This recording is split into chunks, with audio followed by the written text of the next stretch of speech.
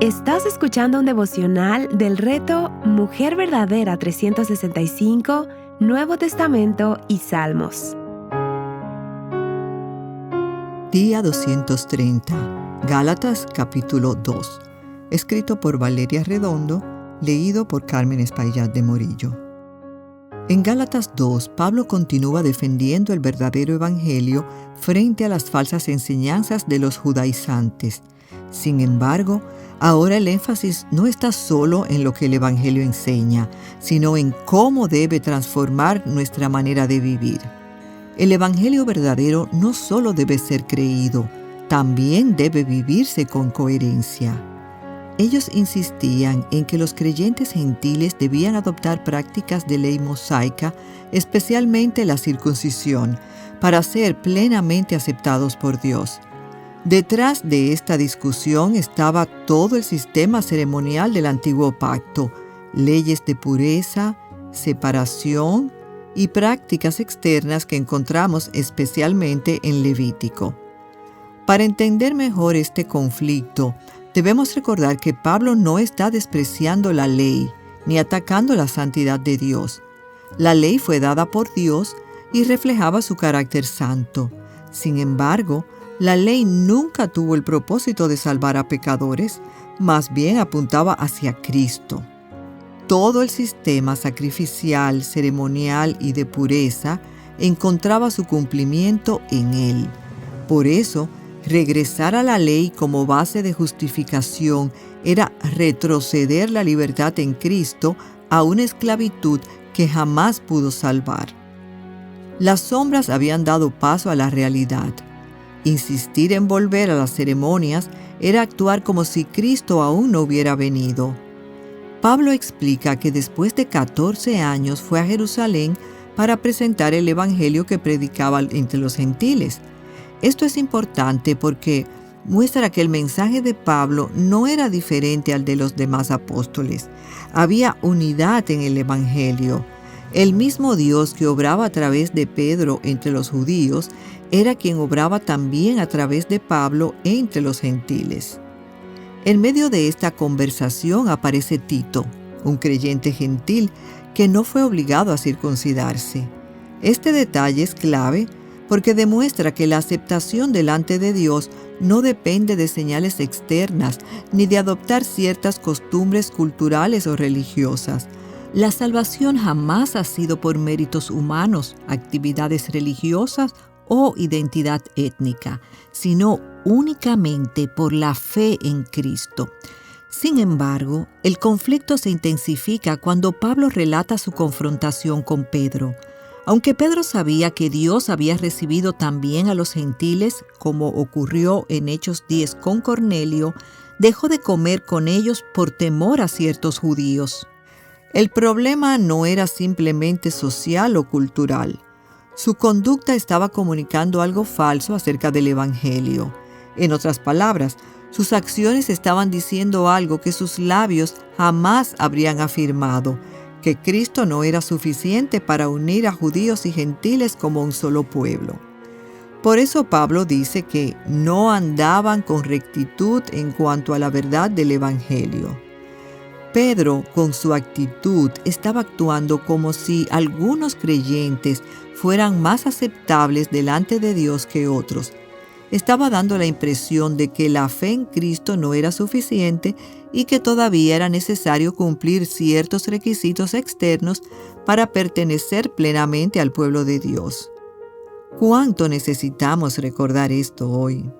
A veces, dentro de las iglesias, elevamos tradiciones, actividades o expectativas culturales como si fueran señales de verdadera espiritualidad. Podemos llegar a medir la madurez cristiana por apariencias externas, desempeño o aceptación grupal, en lugar de medirla por fidelidad al Evangelio. Incluso creyentes maduros pueden actuar con incoherencia cuando buscan más la aprobación de las personas que la de Dios. Quizás tú también estás luchando con eso. Tal vez vives intentando cumplir expectativas, aparentar cierta imagen espiritual o esforzarte por ganar aceptación, Pero el Evangelio no se trata de aparentar, se trata de Cristo. Pablo lleva toda esta discusión al corazón del Evangelio en el versículo 16. Sin embargo, sabiendo que el hombre no es justificado por las obras de la ley, sino mediante la fe en Cristo Jesús, también nosotros hemos creído en Cristo Jesús para que seamos justificados por la fe en Cristo y no por las obras de la ley, puesto que por las obras de la ley nadie será justificado. La justificación es una declaración legal mediante la cual Dios declara justo al pecador que ha puesto su fe en Cristo, no porque sea justo en sí mismo, sino porque la justicia de Cristo le ha sido acreditada. No significa que Dios nos hace gradualmente aceptables por nuestras obras, sino que nos declara justas en Cristo, aunque éramos culpables. Nuestra culpa fue puesta sobre Jesús, y su justicia nos fue acreditada por medio de la fe. La ley nunca pudo producir eso. Pablo mismo citará más adelante Levítico 18:5. Por tanto, guardarán mis estatutos y mis leyes, por los cuales el hombre vivirá si los cumple. Ese era el principio de la ley, obediencia perfecta. Pero ninguna persona pudo cumplirla perfectamente. Por eso Cristo vino a hacer lo que la ley jamás pudo lograr: salvar pecadores. La ley prometía vida al que la obedeciera perfectamente, pero también dejaba en evidencia que todos habíamos fallado. Su propósito no era ofrecer un camino alternativo de salvación, sino mostrarnos nuestra necesidad de un Salvador. Esto cambia completamente nuestra manera de vivir. Nuestra relación con Dios no existe porque seamos suficientemente disciplinadas, espirituales o constantes, sino porque Cristo murió por nosotras y fuimos reconciliadas con el Padre por medio de la fe. No descansemos en nuestro desempeño, sino en la obra perfecta de Jesús. Por eso Gálatas 2:20 y 21 es el centro de este capítulo. Con Cristo he sido crucificado, y ya no soy yo el que vive, sino que Cristo vive en mí. Y la vida que ahora vivo en la carne, la vivo por la fe en el Hijo de Dios, el cual me amó y se entregó a sí mismo por mí. No hago nula la gracia de Dios, porque si la justicia viene por medio de la ley, entonces Cristo murió en vano. Pablo no está diciendo que perdió su personalidad o su identidad, sino que el centro de su vida cambió por completo. Ya no vive confiando en sus méritos, sino dependiendo de Cristo que ahora gobierna su vida. Pablo llega a una conclusión impactante. Si la justicia pudiera obtenerse mediante la obediencia a la ley, entonces la muerte de Cristo habría sido innecesaria. La cruz sería un sacrificio sin propósito. Pero precisamente porque nadie podía salvarse a sí mismo, el Hijo de Dios tuvo que entregar su vida por nosotros. El Evangelio no solo nos dice cómo somos salvas, también nos enseña cómo vivir.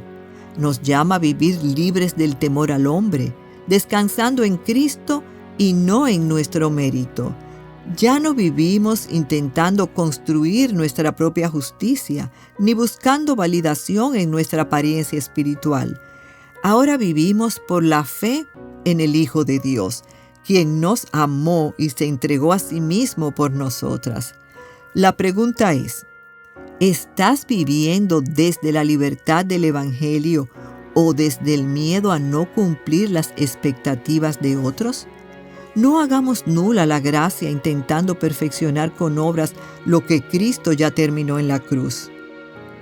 Para meditar, ¿hay expectativas humanas que he elevado al nivel del Evangelio? ¿Estoy viviendo con temor al hombre o con libertad en Cristo? ¿Qué significa realmente que Cristo vive en mí?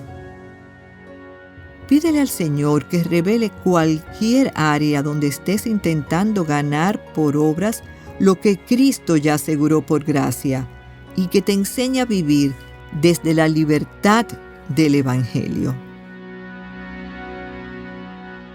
Explora más recursos que te guíen a Cristo y su palabra en avivanuestroscorazones.com.